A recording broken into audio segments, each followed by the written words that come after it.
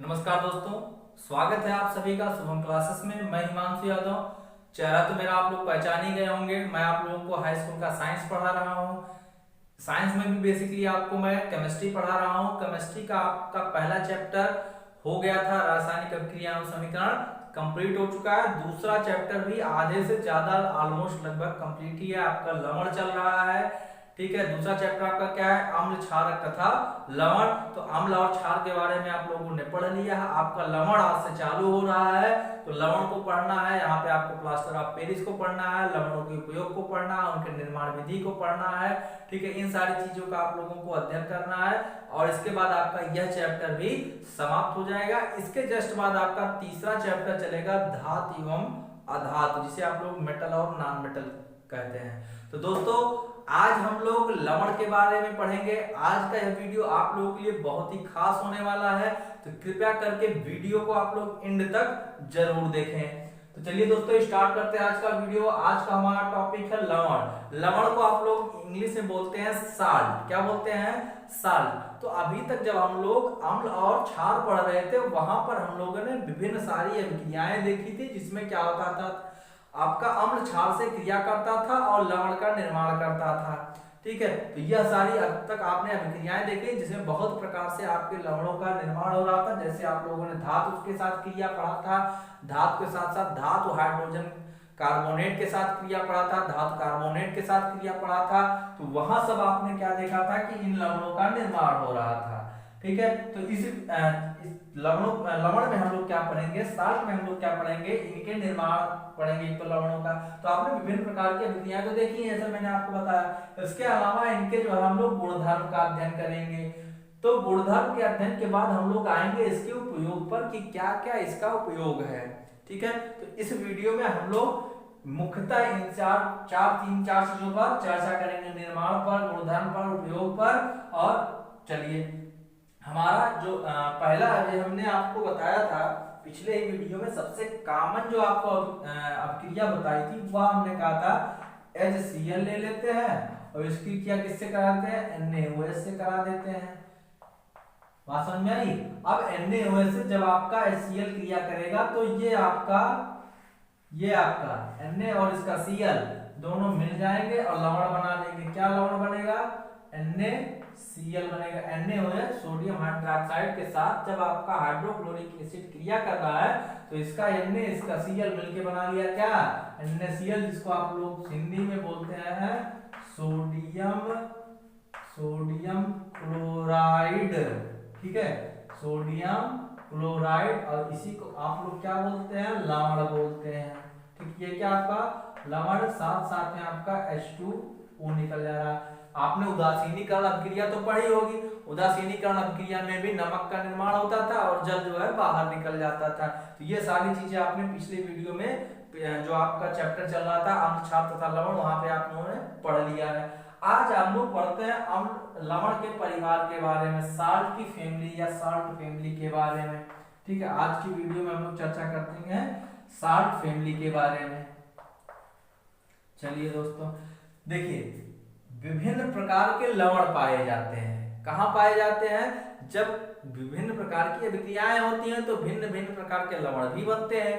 अच्छा, लवणों का अपना खुद का भी एक परिवार है, ठीक है। तो उनको हम उनके पर्टिकुलर, चाहे धनायन बनाए हो चाहे ऋणायन बनाए, ठीक है। अगर मान लीजिए धन बना रहे हैं या आपका ऋण बना रहे हैं, ठीक है। धन ऋण का मतलब चाहे धनायन बनाए चाहे ऋणायन बनाए, तो इन्हीं धनायनों और ऋणायनों के आधार पर, ठीक है, धनायनों और ऋणायनों के आधार पर लवणों को आपने इनके फैमिली में डिवाइड कर दिया है, ठीक है। धन और ऋण का मतलब क्या? इनके मूलक, इनके जो भी आवेश होते हैं, जो इनका मूल चाहे टूट करके धन बनाए या आपका ऋण बनाए, उसी प्रकार से आपने जो है इनके लवणों को भी धन और ऋण आयन अगर समान समान है, तो धन लवण और ऋण लवण में आपने इसको कैटेगराइज कर दिया। चलिए देखते हैं किस प्रकार से कैटेगराइज किया जाता है। उसके पहले हम लोग देखते हैं, आपके बुक में लिखा गया है कुछ उदाहरण। क्या है? Sodium sulphate, potassium sulphate, magnesium sulphate, calcium sulphate, और क्या है? Sodium chloride, potassium chloride. कुछ आपके ये क्या है? लवण के एग्जाम्पल हैं। आपसे पूछा गया है कि इन सब का रासायनिक सूत्र क्या होगा, ठीक है, केमिकल फार्मूला पूछा गया है। तो भैया सोडियम सल्फेट का फार्मूला होता है, पिछले वीडियो में भी आप लोगों ने पढ़ा है, एक पहला जो इंट्रोडक्टरी वीडियो था उसमें मैंने आपको बताया भी था कि कौन सा लवण किस अम्ल तथा किस क्षारक की क्रिया के फलस्वरूप बनता है। तो चार्ट बनाया था, वहां पे हमने एक में लवण लिखा था, ठीक है, दूसरे में लवण का सूत्र लिखा था, तीसरे में हमने अम्ल लिखा था और चौथे कॉलम में हमने क्षारक का नाम लिखा था। यदि आपको याद आ रहा हो, हमने कहा था कि ये अम्ल और क्षारक आपस में क्रिया करते हैं और इस लवण का निर्माण करते हैं, ठीक है। पहले ही वीडियो में हम लोगों ने इस चैप्टर के शुरुआत में ही ये चीजें अध्ययन की थी। तो देखते हैं, आपका जो सोडियम सल्फेट होता है वो होता है Na2SO4, ठीक है, Na2SO4 का आप लोग क्या बोलते हैं, सोडियम सल्फेट। इसी प्रकार से पोटेशियम सल्फेट को क्या बोलते हैं, K2SO4। अच्छा, जिसको आ रहा भैया, जिसको ये चीज आ रही है समझ में, इसका फार्मूला क्या है, केमिकल फार्मूला क्या है, वो कमेंट करके बताते रहें, ठीक है। हमको तो थोड़ा सा कम आ रहा है, हो सकता है आप लोगों को ज्यादा आ रहा हो, तो जरूर भैया बताइए, मुझे बहुत अच्छा लगेगा यदि आप लोग कमेंट करके बताएंगे। अगला है आपका मैग्नीशियम सल्फेट, क्या है, मैग्नीशियम सल्फेट MgSO4, ठीक है। अगला है आपका कैल्शियम सल्फेट, इसको बोलते हैं CaSO4, ठीक है। अगला आपका साल्ट है सोडियम क्लोराइड, जो पॉपुलर साल्ट है, जिसको आप लोग खाने में यूज करते हैं, NaCl, इसको आप लोग टेबल शुगर भी, सॉरी टेबल साल्ट भी बोलते हैं। अगला है आपका पोटेशियम क्लोराइड, इसको बोलते हैं KCl, ठीक है। तो ये सारे आपके क्या हो गए, लवण हो गए। ये लवण के कुछ एग्जांपल हैं और ये उनका रासायनिक सूत्र लिखा गया है, जिसे आप लोग केमिकल फार्मूला भी कहते हैं, ठीक है। हिंदी में रासायनिक सूत्र, अंग्रेजी में केमिकल फार्मूला। अच्छा, अगला आपका ठीक है, लवणों का परिवार आप लोग पढ़ रहे थे। हमने बताया कि समान धन मूलक चाहे समान ऋण मूलक के आधार पे उसको जो है लवणों के परिवार को हम लवण को कैटेगराइज कर देते हैं। जैसे एक बात करते हैं हम लोग सोडियम क्लोराइड की, NaCl, और तथा पोटेशियम क्लोराइड की, पोटेशियम क्लोराइड की। आपका ये क्या है, NaCl है, ये क्या है आपका पोटेशियम क्लोराइड है। अब आप देख रहे हैं कि ये दोनों क्या है, लवण है। अच्छा, जब NaCl टूटेगा तो क्या बनाएगा, Na पॉजिटिव और Cl नेगेटिव आयन बनाएगा। उसी प्रकार से आपका KCl टूटेगा तो क्या बनाएगा, K पॉजिटिव और Cl नेगेटिव बनाएगा। और अभी अभी हमने बताया कि समान धन मूलक अथवा समान ऋण मूलक, ठीक है। अभी हमने क्या बताया, समान धन मूलक हो चाहे समान ऋण मूलक हो, वह एक ही परिवार के लवण होंगे। यहाँ पर आपका बन रहा है क्या, Na पॉजिटिव Cl नेगेटिव। यहाँ पर क्या बन रहा है, K पॉजिटिव Cl नेगेटिव। क्या यहाँ पर आपका धन परिवार समान है, नहीं। क्या ऋण मूलक समान है, बिल्कुल भैया ऋण मूलक समान है, इसलिए ये ऋण मूलक वाले लवण होंगे। तो इसको हम लोग क्या बोलेंगे, दोनों को क्लोराइड लवण का परिवार है, क्लोराइड परिवार के लवण है, क्लोराइड परिवार के लवण है। कौन कौन से आपका, NaCl और KCl।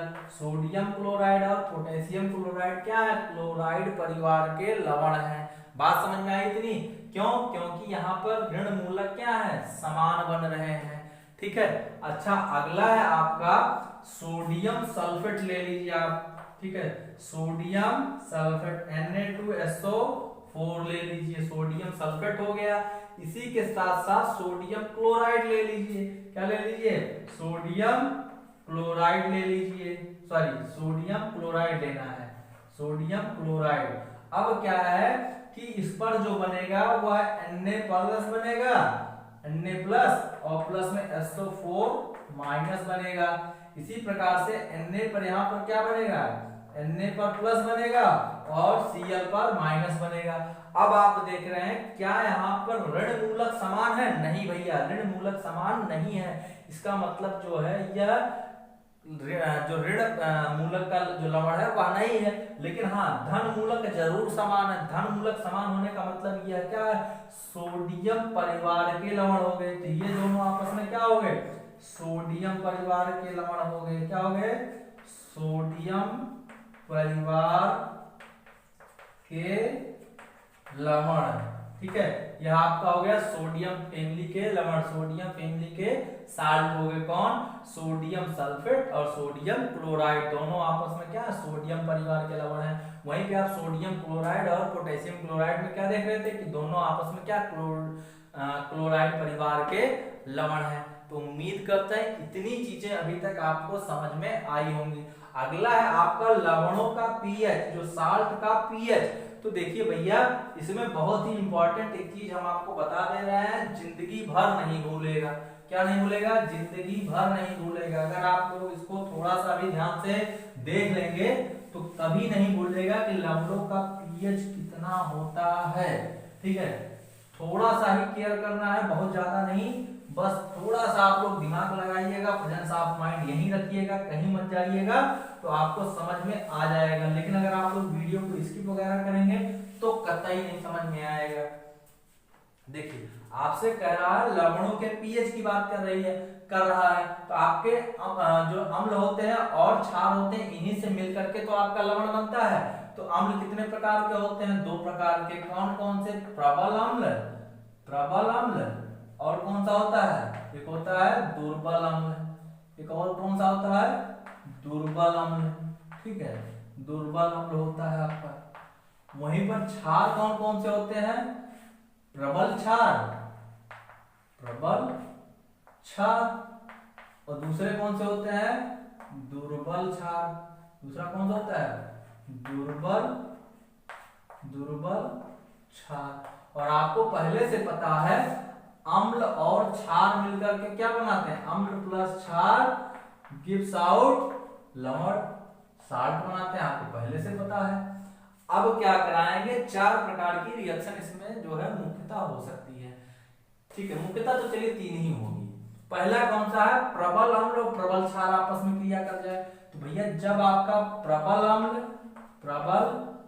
अम्ल प्रबल क्षार से रिएक्शन करेगा, किससे क्रिया करेगा, प्रबल अम्ल किससे, प्रबल क्षार से क्रिया करेगा, तो आपका क्या बनाएगा, जो लवण बनेगा उस लवण का पीएच क्या होगा, उस लवण का पीएच 7 होगा। क्या होगा, 7 होगा। क्या, पीएच मान, जो पीएच मान होगा लवण का वो कितना होगा, 7। कब, जब प्रबल अम्ल प्रबल क्षार से। क्यों, क्योंकि जितना एसिड उतना बेस, जितना स्ट्रेंथ एसिड की उतनी स्ट्रेंथ बेस की, दोनों आपस में मिलेंगे तो न्यूट्रल हो जाएंगे, पूर्णतया न्यूट्रल हो जाएंगे। जैसे जितना धक्का इस हथेली के द्वारा मैं इस हथेली पर लगाऊं, उतना ही धक्का इस हथेली के द्वारा इस हथेली पर लगाऊं। अगर हम समान मात्रा में बल लगा रहे हैं तो क्या ये हथेली कहीं इधर उधर दाएं बाएं शिफ्ट होगी, नहीं होगी ना भैया। अगर इससे ज्यादा लगाते तो इधर थोड़ा सा शिफ्ट हो जाती, अगर इससे ज्यादा लगाते तो इसकी तरफ शिफ्ट हो जाती। लेकिन हमने क्या किया, बराबर मात्रा में दोनों के द्वारा बल लगाया है, तो क्या ये किसी तरफ शिफ्ट करेगा, नहीं करेगा। इसका मतलब इसका पीएच रेंज क्या होगा, 7 होगा। 7 का मतलब क्या होगा, आपका न्यूट्रल होगा। बात समझ में आई। तो लवण कैसा होगा, उदासीन होगा। क्या होगा लवण आपका, उदासीन लवण होगा। क्या होगा, उदासीन लवण होगा। कब, जब आपका जो है प्रबल अम्ल प्रबल क्षार से क्रिया करके लवण जो बनाएगा वह उदासीन लवण होगा। बात समझ में आई। दूसरा है आपका प्रबल अम्ल। अम्ल तो कैसा रहे, प्रबल रहे, अम्ल कैसा रहे, प्रबल रहे, लेकिन क्षार कैसा हो जाए, दुर्बल हो जाए। क्षार कैसा हो जाए, दुर्बल क्षार हो जाए। अगर प्रबल अम्ल की क्रिया हम लोग दुर्बल क्षार से कराएंगे तो जो लवण प्राप्त होगा उसका जो पीएच होगा वो पीएच क्या होगा, 7 से कम होगा। 7 से कम, पीएच 7 से क्या होगा, 7 से कम होगा। किसके, इस लवण का। लवण का जो पीएच होगा वह क्या होगा, 7 से कम होगा। इसका मतलब जो लवण प्राप्त होगा वह कैसा होगा, अम्लीय लवण होगा। कैसा होगा, अम्लीय लवण होगा। क्यों अम्लीय लवण होगा, क्योंकि जो आप प्रबल अम्ल ले रहे थे ना, तो प्रबल अम्ल इसका मतलब इसका कैरेक्टर ज्यादा रहेगा। साल्ट तो बन जाएगा लेकिन इसका कैरेक्टर क्या रहेगा, ज्यादा रहेगा अम्ल का। इसलिए जो लवण प्राप्त होगा वह अम्लीय लवण होगा। उस पीएच का, उसका पीएच जो अम्लीय लवण का होगा क्या होगा, 7 से कम होगा। अच्छा, तीसरी कंडीशन क्या है, आप ले लीजिए दुर्बल अम्ल। क्या ले लीजिए, दुर्बल अम्ल लीजिए और इसकी क्रिया करा दीजिए किसके साथ, प्रबल क्षार के साथ। जब प्रबल क्षार के साथ दुर्बल अम्ल की क्रिया होगी तो जो लवण मिलेगा उसका पीएच क्या होगा, 7 से ज्यादा होगा, 7 से ज्यादा होगा। इसका मतलब जो आपका लवण बनेगा, लवण कैसा होगा, क्षारीय लवण होगा। कैसा होगा, क्षारीय लवण होगा। क्यों, क्योंकि पीएच जो इस लवण का कितना है, 7 से ज्यादा है, मतलब क्षार क्या है, प्रबल है। तो भैया यह है एक तरीका जिसके माध्यम से आप लवणों का पीएच को निकाल सकते हैं। तो जब आपका प्रबल अम्ल प्रबल क्षार की रिएक्शन किया तो लवण उदासीन होगा, जब प्रबल अम्ल दुर्बल क्षार से रिएक्शन किया तो लवण कैसा होगा, आपका अम्लीय होगा। जब दुर्बल अम्ल प्रबल क्षार से रिएक्शन करेगा तो आपका लवण कैसा होगा, क्षारीय होगा। तो इस प्रकार से आपने देखा लवणों का पीएच। अगला है आपका साधारण नमक से रसायन। अगला क्या है, साधारण नमक से रसायन। तो दोस्तों आप लोग किसको साधारण नमक बोलते हैं, साधारण नमक किसको बोला जाता है, कमेंट करके बताइए भैया लोग, कमेंट करके बताइए साधारण नमक किसको बोला जाता है। अभी तक किसी ने कमेंट नहीं किया है, ठीक है। साधारण नमक किसको बोला जाता है, मैं देख रहा हूं। चलिए हम बता देते हैं, सोडियम क्लोराइड को क्या बोला जाता है, साधारण नमक बोला जाता है। क्या है, साधारण नमक। किसको बोला जाता है, सोडियम क्लोराइड को, ठीक है, जिसका फार्मूला क्या होता है, NaCl होता है, ठीक है। इसको क्या बोलते हैं हम लोग, साधारण नमक बोलते हैं। क्या बोलते हैं, साधारण नमक। बात समझ में आई। अच्छा, दूसरी चीज जो आपका ये साधारण नमक होता है, ये जो साधारण नमक है, इसके अलावा और भी बहुत सारे नमक पाए जाते हैं। यह साधारण नमक जो होता है सोडियम हाइड्रोक्साइड के लिए, किसके लिए, सोडियम हाइड्रोक्साइड, साथ ही साथ विरंजक चूर्ण,